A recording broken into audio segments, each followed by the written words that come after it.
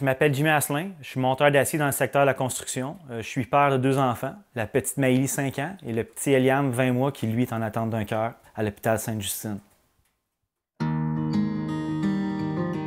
L'histoire d'Eliam, ça a commencé au 5e mois de grossesse à ma femme. Il y avait un bloc cardiaque congénital, c'est 3e degré, donc il n'y a plus d'électricité dans le haut et dans le bas du cœur. Son cœur désynchronisé. Sur le coup, c'était beaucoup d'émotions, ça a été très difficile. Après ça, la période d'adaptation a été vraiment longue. D'accepter que mon fils était malade, c'était difficile. Depuis sa naissance, Eliam, de toutes les étapes qu'il a subies, c'est 4 chirurgies, dont 3 des pacemakers, puis la 4e qui a été le cœur de Berlin suite à son insuffisance cardiaque trop grande. Présentement, le cœur de Berlin, c'est qu'est-ce qui l'aide à attendre pour un nouveau cœur. C'est pas permanent.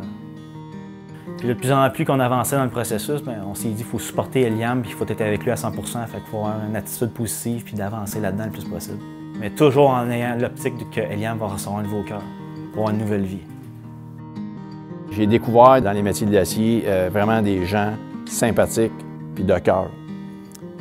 Puis souvent à fleur de peau, dans le sens qu'on joue souvent avec nos vies.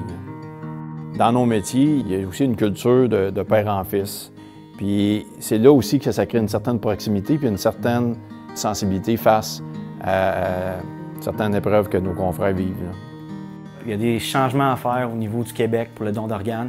Les gens ne signent pas leur carte, premièrement. La problématique, c'est qu'on signe notre acceptation quand on devrait signer notre refus.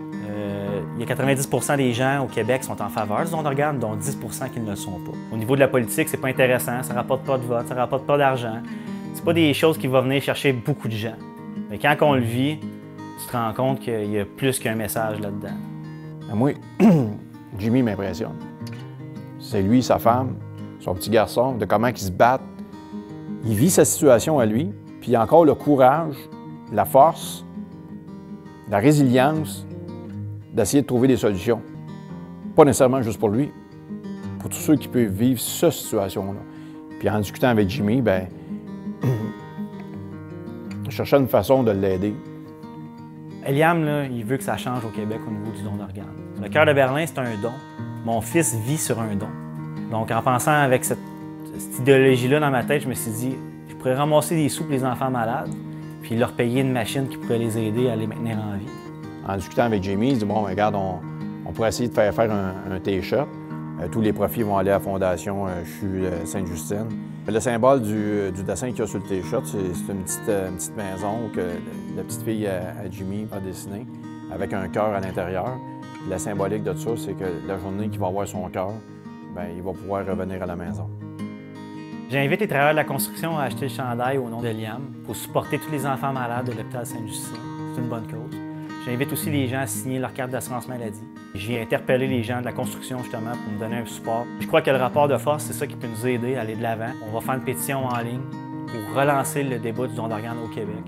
Donc c'est important que chacun de vous prenne le moment d'aller à signer puis de me supporter dans ma cause. L'idée, c'est d'emmener une réflexion. Je pense qu'au Québec, on peut se donner cette capacité-là de mettre les gens en place, de discuter et d'améliorer des choses. On a tout ce qu'il faut pour réussir, mais il faut juste le vouloir. La vie d'Eliam ne tient qu'à une signature. J'ai tout le temps dit, quelqu'un qui signe sa carte là, croit à la vie puis il comprend c'est quoi la vie. Souvent, les gens, ils comprennent pas la signification de ce mot-là de 3 lettres. Moi, je la comprends très bien parce que je le vis. J'étais à l'hôpital, je vois les enfants. Eux, ils se battent pour vivre. Signer sa carte, c'est donner 5 vies. C'est la moyenne. C'est tellement simple que je ne sais même pas comment expliquer ça, mais c'est vrai que c'est juste ça. C'est de prendre le temps, prendre 2 minutes, mettre ça sur la table et de signer.